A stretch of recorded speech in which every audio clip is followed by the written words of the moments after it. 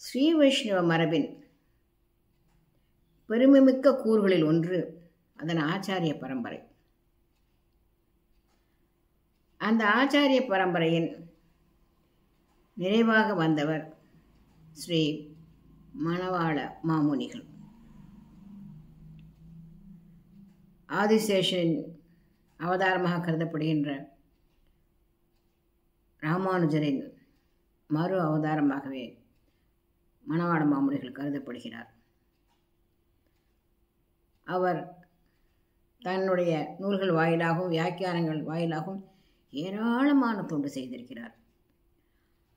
அதோடு கூட ஆழ்வார்களின் அருளிச் செயல்களை, அந்த தமிழ் வேதங்களை எங்கும் பரவச் செய்வதற்காக நிறைய ஏராளமான பிரவச்சனங்கள் செய்து வந்தார். ஆழ்வாருடைய ஈரச் சொற்கள் எங்கும் பரவ வேண்டும் என்ற அந்த உயரிய நோக்கத்தோடு கூட அவர் அயராது பாடுபட்டார்.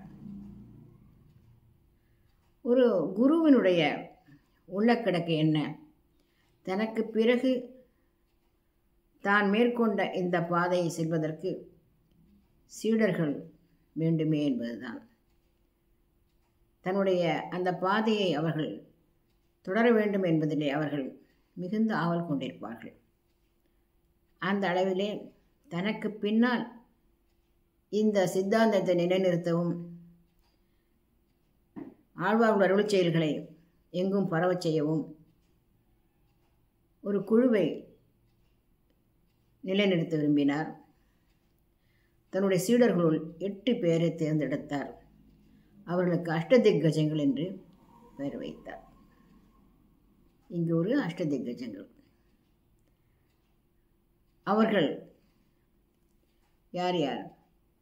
வானமாமலை ஜீயர், பட்டர்பிரான் ஜீயர், திருவேங்கட ஜீயர், கோவில் கந்தாடை அண்ணன், இரும்பியப்பா, அப்பிள்ளை, அப்பிள்ளான், பிரதிவாதி பயங்கரம் அண்ணன்.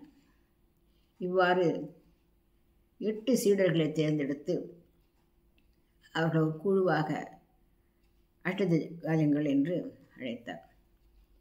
இவர்கள் தத்தமளவிலே மிகச் சிறப்பாக தம்முடைய குருவினுடைய தன்னுடைய ஆச்சாரனுடைய பாதையிலே மிக அழகாக செய்தார்கள்.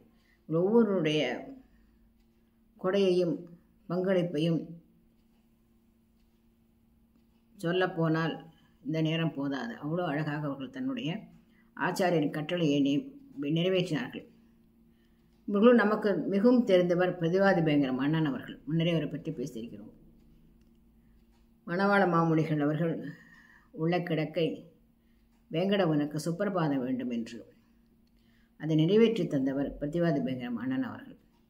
இன்றைக்கு திருமலையிலே ஒலிக்கின்ற சுப்பிரபாதத்தினை ஏற்றி தந்தவர் பிரதிவாதி பயங்கரம் அண்ணன் அவர்கள்.